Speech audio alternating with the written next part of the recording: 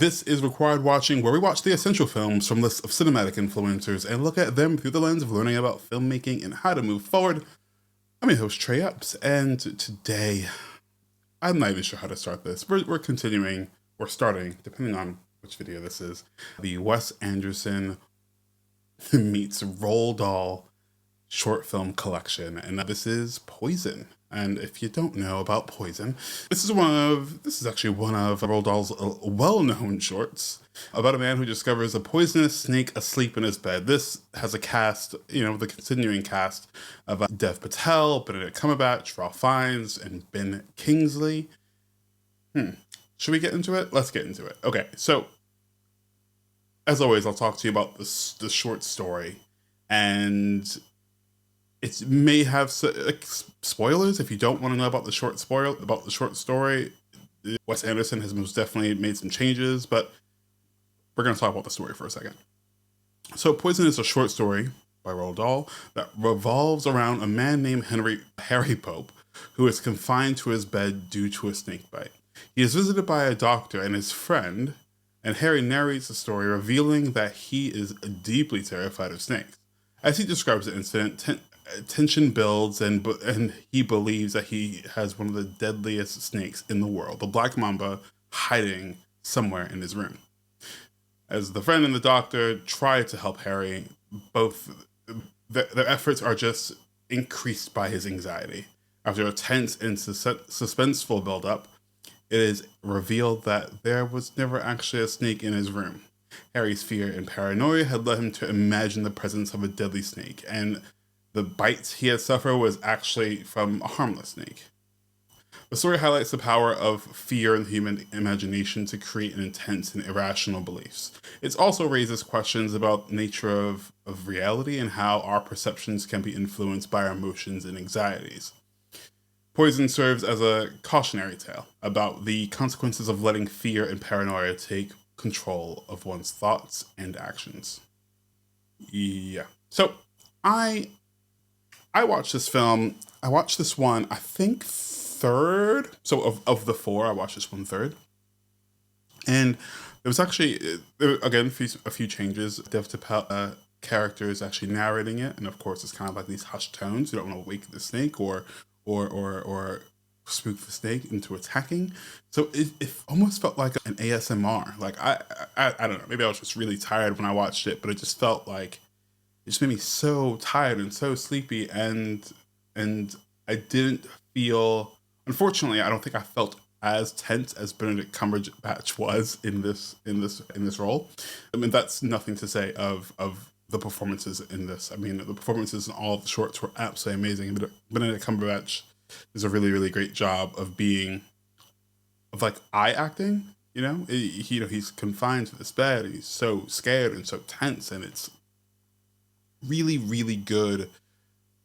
I think as an actor study, truthfully, I think it's worth looking at his performance in anything, to be honest, but specifically this, where he's just using his eyes and his face. Not even his face, it's like his eyes, and his eyes are doing all of the work, as his mouth is probably the only other thing that moves for a majority of this film. Now, I thought I would talk about what the deal is with this. Again, keeping these as short as the short film, I wanted to get a little bit of context on Netflix and the Roald Dahl estate.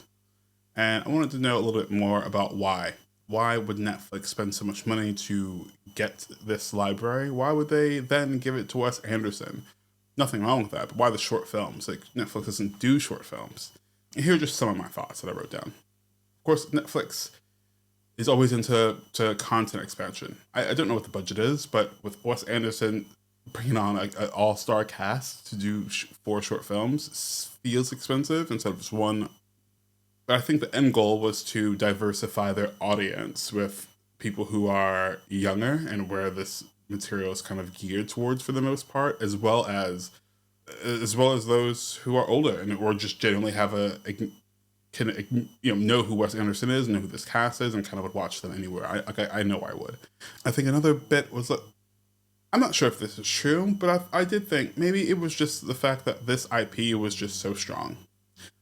I didn't know, based on the titles, I didn't know what these short films would be about. And as I watched all of them, I realized that I read them all. And I read them all because I loved Roald Dahl when I was younger, going from Charlie and the Chocolate Factory to Matilda, and eventually reading some of his other stories.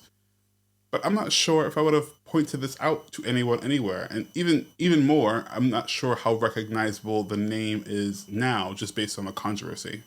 I'm quite literally saying I do not know how popular it is for people growing. Like I grew up with, I think, just like I just had Matilda, OG, shout out to Mara Wilson, and I just had I'm pretty sure others came out as I was growing up, but yeah, I don't know. Like, is it as beloved and as popular as people think it is, or maybe I'm just completely wrong.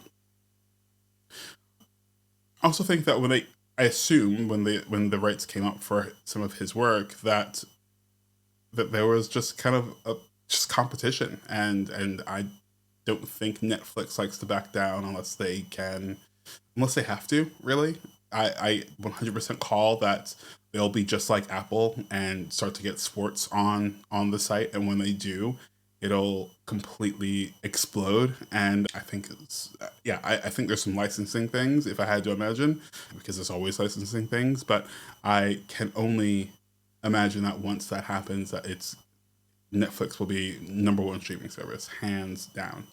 Also, I also think they got these rights because of creative opportunities. I mean, Dahl's imaginative and whimsical stories offer a wealth of creative opportunities for adaptation. And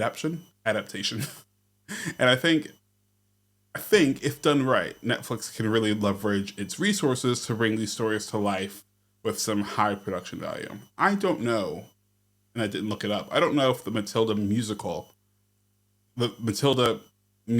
film, is part of Netflix. I say this because the musical was already out on Broadway and around the world, and those kind of musical adaptations just felt right at the time of when it came out. And of course, it was a hit and eventually went to Netflix. But I am curious about how much of a hand they had in that, because it was already happening before their involvement. But maybe I'm completely wrong. Yeah, I think that's all I had. I was just curious to understand and know what was going on and why Netflix would at all get inside of Roald Dahl's estate. Anyways,